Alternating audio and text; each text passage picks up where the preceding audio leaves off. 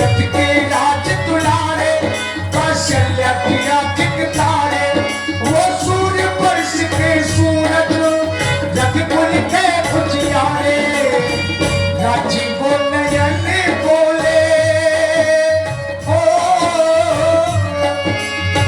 राजीव नयन बोले, मधुबन पानी राम कहानी सुनो रे, राम कहानी राम कहानी सुनो रे, राम कहानी। मंगल भवन अमंगल हारी, प्रभु स्वदेशी रथ अजिर बिहारी।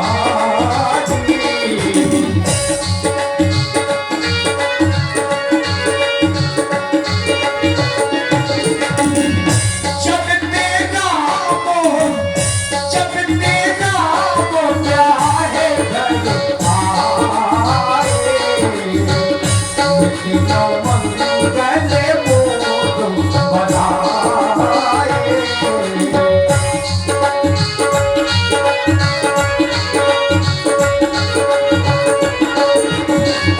एक समय ये वही समय है जिस समय की चर्चा पूज्यपाद बाबा तुलसी जी लिख रहे हैं।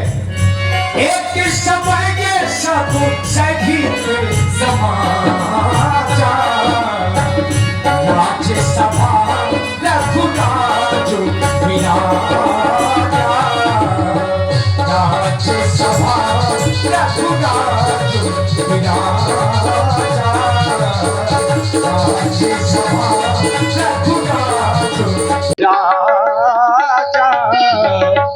सितारे हिंद का रुतबा रहे सरकार का आला, हमेशा खुश नजर बख्शे मेहरबानी का हट ताला, उदू की जाल पर गालिब हमेशा खोप खंजर हो, फतेह एक बार लक्ष्मी का कदम कब्जे के अंदर हो, महाराज के जीवन की जय जयकार हो, जय जयकार हो, जय जयकार हो। हुई धर्म की उन्नति, सकल पाप की क्षय, एक बार सब मिलकर बोलो चक्रवर्ती सम्राट महाराज दशरथ की जय हो, महाराज दशरथ की जय हो, महाराज दशरथ की जय।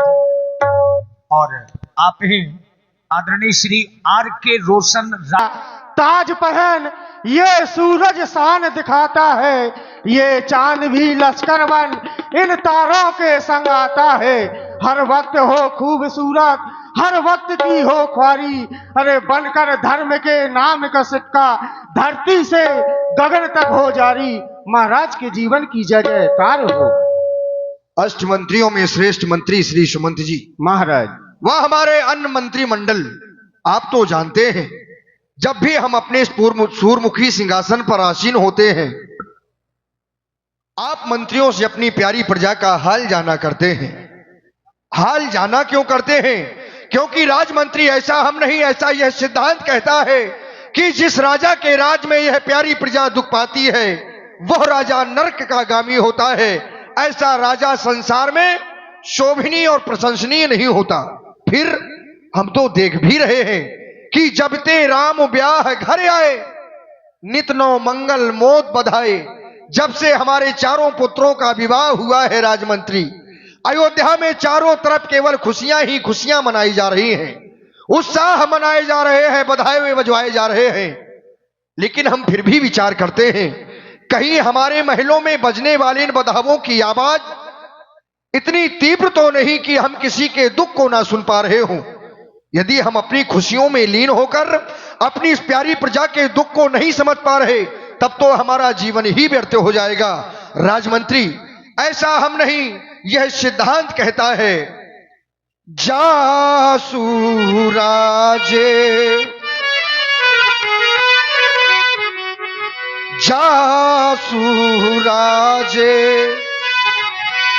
प्रिय प्रजा दुखारी,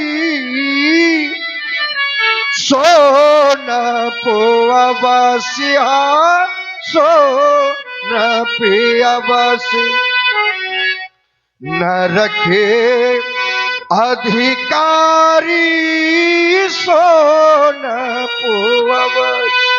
वह राजा नरक का गामी होता है जिस राजा के राज में यह प्यारी प्रजा दुख पाती है राजमंत्री। केवल इतना ही नहीं, वह राजा समाज में, संसार में निंदनीय बताया गया है। कैसा राजा? सोचिए न पति जो नीति न जाना, जेहि न प्रजा प्रिय प्राण समाना, जेहि न प्रजा।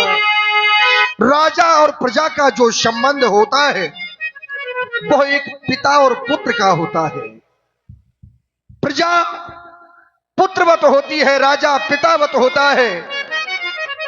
तो राजमंत्री, जब राजा और प्रजा एक दूसरे के पूरक माने जाते हैं, तभी तो कहा गया कि बजे ताली युगल कर से, नियम तो ये सदा से है। और यदि राजा है प्रजा से, तो प्रजा भी राजा से है।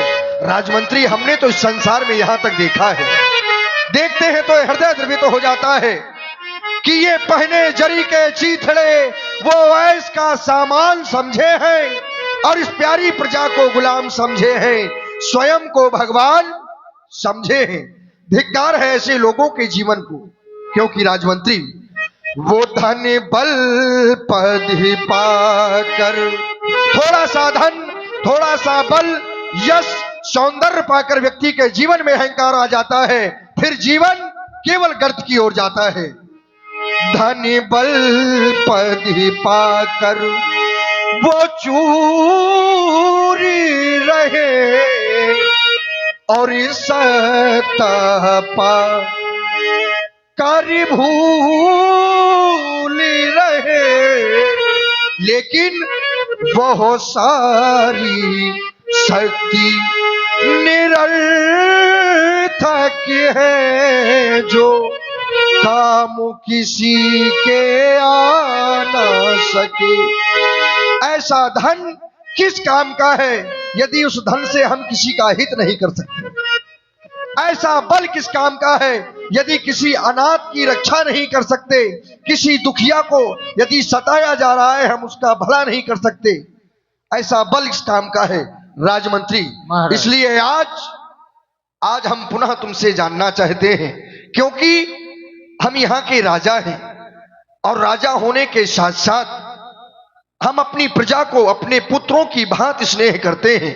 राजमंत्री, हमारी प्यारी प्रजा की कुशलता कही जाए, प्रसन्नता कही जाए। महाराज, जब जब आप राज सिंहासन पर विराजमान होते हैं तो हमसे एक ही बात पूछा करते हैं कि हमारी प्यारी प्यारी प्रजा में कोई दुखी तो नहीं है? महाराज, कहा गया है, धर्म धुरंधर गुण निधि ज्ञानी। जिस राज्य में आप जैसा धर्मात्मा ज्ञानी राजा राज्य करता हो, उस राज्य की प्रजा कभी दुखी नहीं रह सकती।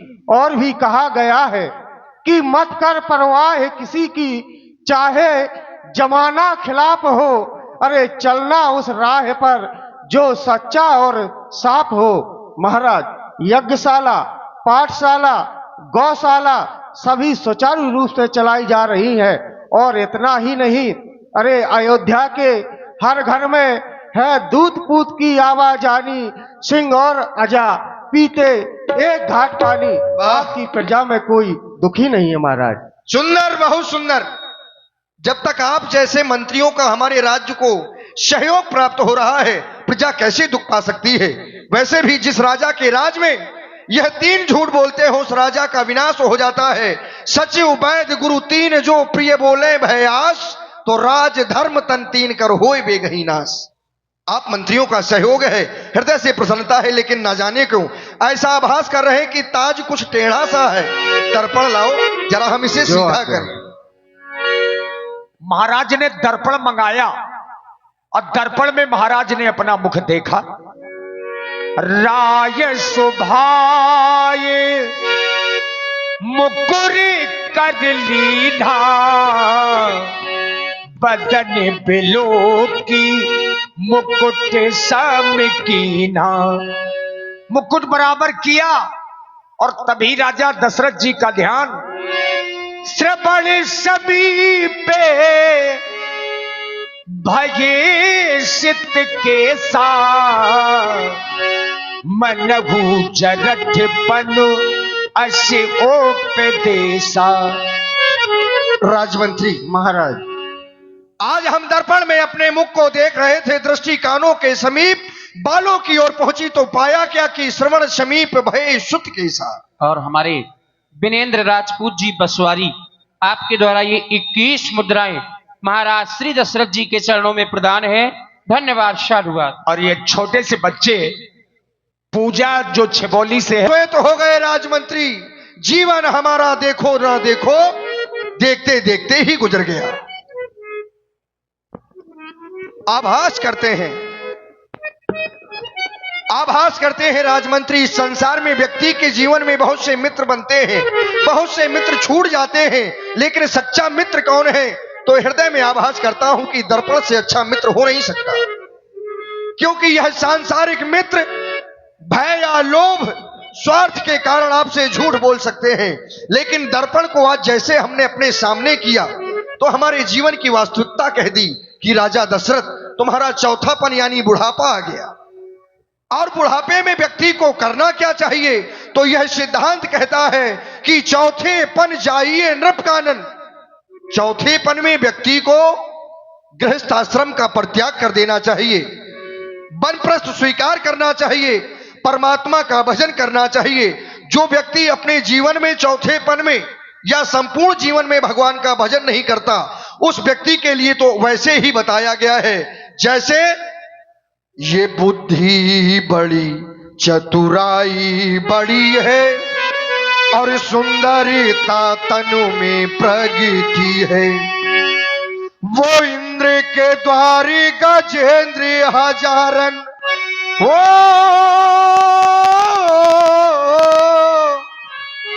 वो इंद्र के द्वारी गजेंद्र हजारन, सो इंद्रभू की कछु नहीं घटी है। और बिन हरि नामो समझ जिए प्राणी, सो सुंदरी नारी की नाके कटी है। बिन हरि नामो समझ जिए प्राणी, सो सुंदरी नारी की नाकी कटी है। बिना परमात्मा के भजन के जीवन वैसा है जैसे संसार में बहुत सुंदर स्त्री हो और उसकी नाक ना हो, वह स्वरूप कैसा होगा?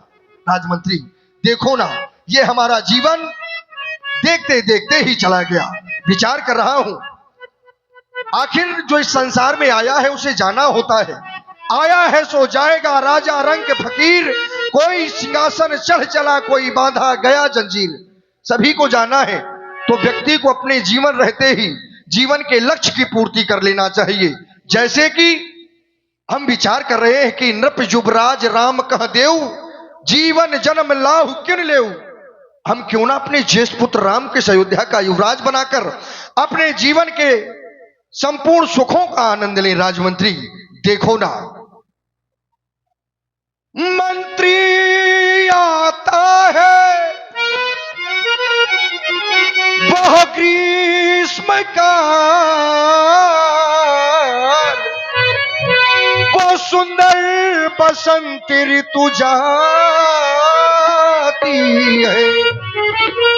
वो तरुणाई पड़ गई वह वृद्ध अवस्था पाती है।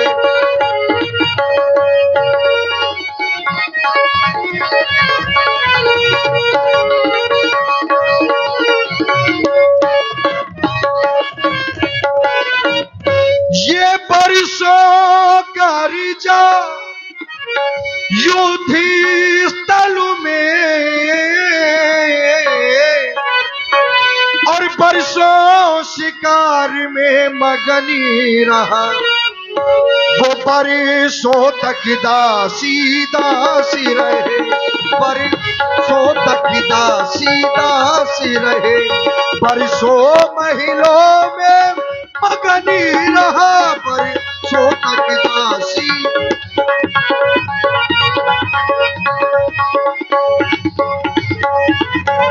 अब हमारा हृदय कह रहा है राजमंत्री कि यह छोड़ी छोड़ ये जग के झगड़े, वो बंदा तलाश कर मुक्ति का, ये नादान ब्याज की चाहत में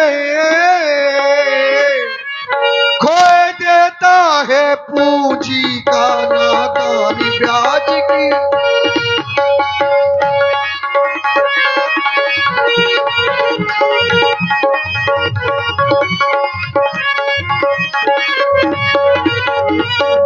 बस राजमंत्री, अब हमारे हृदय में जब ऐसे विचारों ने जन्म लिया है तो हम अपने श्री गुरुदेव भगवान के समीप जाएंगे, अपने हृदय के विचार उन्हीं से व्यक्त करेंगे। आज के राज दरबार को यहीं पर विसर्जन कर दिया जाए, स्थगित कर दिया जाए। जो आज्ञा महाराज। देखिए, महाराज के मन में विचार आया कि मैं राम को युवराज पद दे दूं। अब ये विचार लेकर के महाराज श्री दशरथ जी अपने कुलगुरु श्री वशिष्ठ जी के आश्रम में पहुंचे।